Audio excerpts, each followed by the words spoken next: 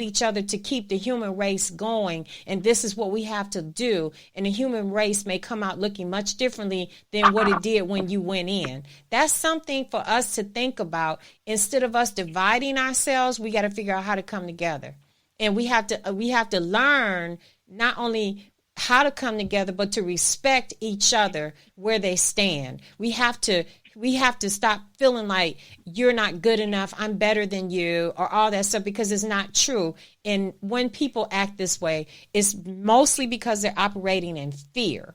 And so with that being said, I'm just going to ask the panel, does anyone have anything that they'd like to say?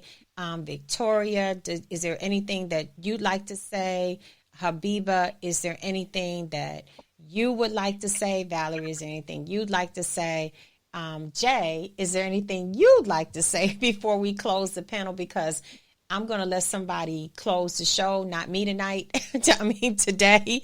And so between any four of you, is it anything that anyone has to say before we close? I just want to say I'm Jay. I'm Debbie's daughter. I'm Victoria's friend. Hi, everybody. I'm very proud of my mom. I'm down in Georgia. I live in Georgia now. But I'm very proud of my mom. I'm very proud of my friend Victoria, and I'm proud of Miss Habiba because I got to work with Habiba as well, Miss Habiba as well, and Miss Valerie, and Miss Valerie, and Miss Valerie. I'm sorry, Miss Valerie. I didn't get the chance to yet, but I'm very happy to be able to say, being raised by my mom, she gave us the opportunity that her mother gave her, and that was to be raised in a diverse background.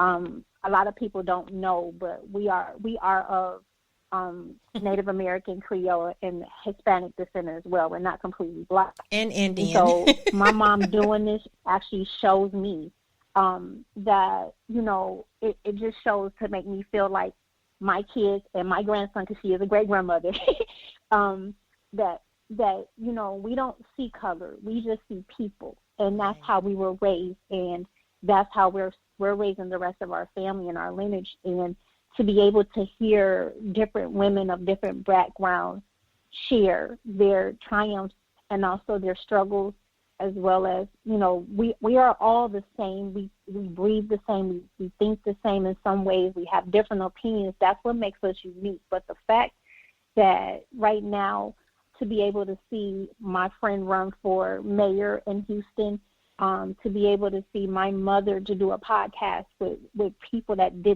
don't look like us, that don't sound like us, is so different. And I just think it's a special thing, and I feel that this was much needed because of the separation of this country right now. Right now, we're trying to find that unity, and common ground. It starts with us grabbing each other and saying, "Hey, I'm here."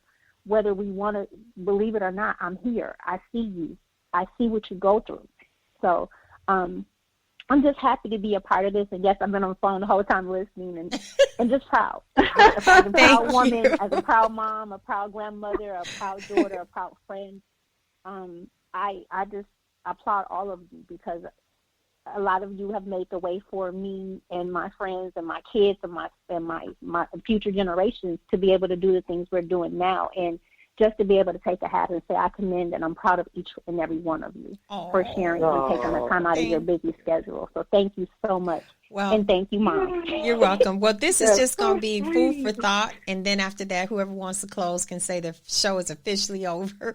But and then you got to say, now we're about to vacate the seat. And that's how you close the show. But I just want to say this food for thought for everybody that's listening all over the world. I just want to say this. Just think about this. If you had congestive heart failure and you were, let's just say you had congestive heart failure and you were African American, and someone said, okay, we found you a heart. And, usually they don't tell you or anything like that. We found you a heart, and the heart that you were going to get literally came from someone that it came from a different race. Okay. And just say you just didn't accept any other race except for the African American race. Are you telling me that you're not going to take that heart because you know that heart came out of maybe an Asian person. You're going to take the heart because you want to live. So what we need to do is start realizing and giving people our hearts and saying, you know something. And I have one more special person I want to bring in too, because he's here. I just noticed it. Before we close, I wanted to bring another friend that is a Caucasian male in the Midwest. His name is Joseph. He has a couple of businesses that he runs, so he couldn't jump in. But I don't know how long you've been listening, but I just realized you're here. How you doing, Joseph? Yeah, I'm great. How are you? I'm doing good. I was like, where are you at? I'm sorry. I got tied up, and well, here I am. Okay, well, how much, I'm hoping you got a chance to listen. How long have you been on? I just got on. Okay, that's okay. You know what we talked about today. Okay. I just want you. We had a very poignant conversation. I was almost in tears. I think Joseph was too, and he's hurting, and he was telling me why he's hurting. I'm hurting. He's hurting. We're hurting. The world is hurting. The nation is hurting. Everybody's hurting. So, Joseph, before we close, could you explain why you're hurting? What's hurting you with what's going on? Well, there's a few things. What's really hurting me is, the assault on the Capitol is what really hurt. I was just very hurt by just seeing what happened. And can you hear me? Okay, guys. I can hear you. I'm turning you up. I can hear you. Go ahead. Oh, okay. But I just think it was just so sad to see, these people that are assault on the Capitol and just the anger and hate in their eyes, and I just I felt bad for our country, but I also felt sorry for them, and for them to be just so riled up about this, and how they went about it, with violence, and that just saddens me. We're here to love one another, and we weren't loving one another on that day. And the other big issue is with COVID. It's just really sad with what's going on. It's just hard to live a life where you're seeing people die every day. You're seeing you're seeing so much suffering. I myself, not going anywhere, not seeing people, not hugging, not sharing good stories, not joking with one another. That's it's just made it harder to live. And I think that there's just a lot of hurt and suffering going on in this world right now. And we just I know it's going to get better. And like I said earlier, Debbie, is that maybe this is a wake-up call for all of us. It is. It is, because we had a good conversation, and I was in tears, and I think Joseph was too. And, maybe God is tired. And I'm just saying, I don't want to just say God, because people have all different type of beliefs, and I'm not putting my belief. I just don't know how to say it in your culture. Who's ever listening, I don't know how, but I'm not just saying this is engraved in stone. But I believe that what's happening to us, we can relate in many ways to what's happening in the past over 1,000 years ago, like the plague. And maybe we need to just change what we're doing.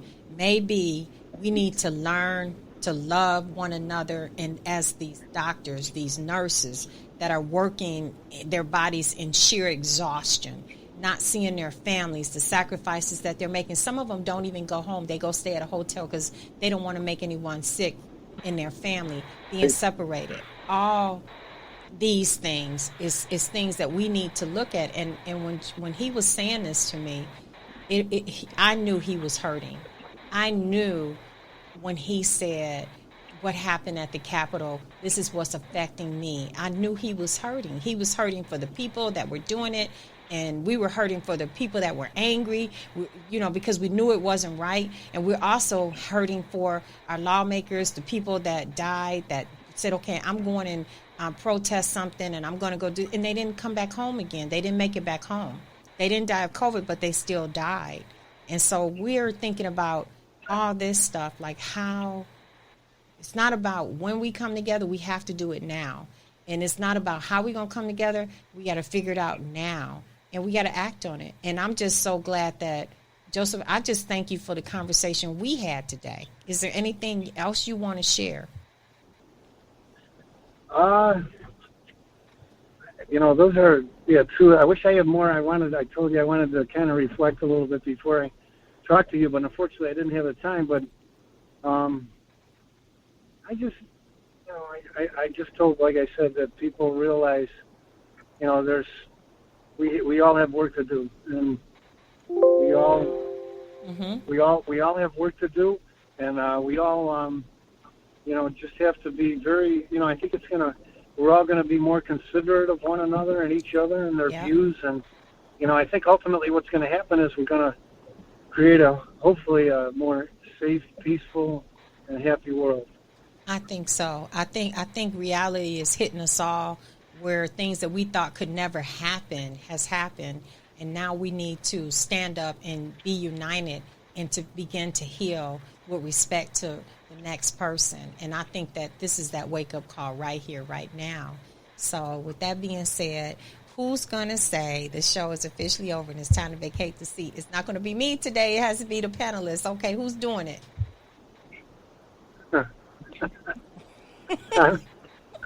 I'm not. I'll pass. All right. Okay. Miss Habiba, can you say this show is officially over and it's time to vacate the seat? Sure. But let me just say one more thing real quick. What civilization has been painfully struggling for spiritually, socially, and materially is a human-oriented culture and world society. That's as the light shineth from the east, Imam W.D. Muhammad. Okay, this show is officially over. We're getting ready to vacate the premises.